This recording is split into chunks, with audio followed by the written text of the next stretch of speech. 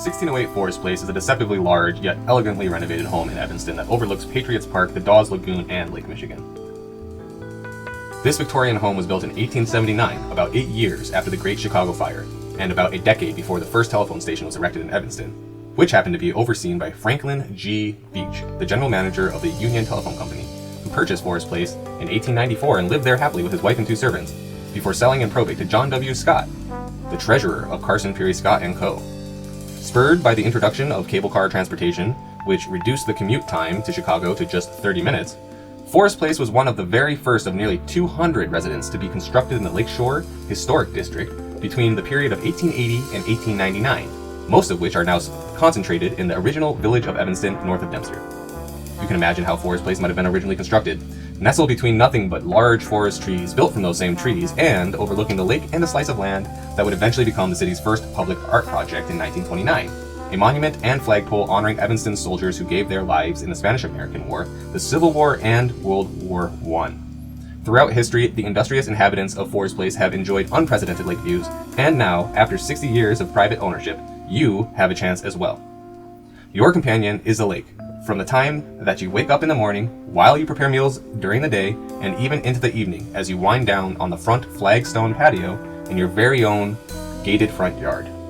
After the flagstone entry, your guests are greeted by a large and bright tiled foyer with high ceilings and a handsome staircase. Beyond the foyer, a grand double parlor is flanked by a fireplace surrounded by floor-to-ceiling built-ins. A large dining room featuring unobstructed views through tall sun-filled windows is accessible from the foyer and/or the second parlor. You will notice the 10-foot ceilings, 12 to 24-inch decorative baseboards, crown molding, and other details throughout. The kitchen features a lovely garden window, a butler pantry, a powder room, and a granite table built in with chairs that have views of the lake, perfect for morning coffee. A maid staircase off of the kitchen provides access to all 4 levels.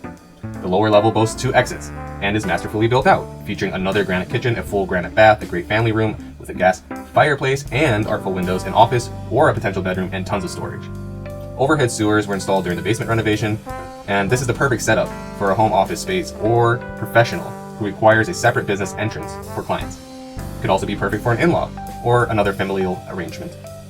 You decide if it is a basement or a second home entirely.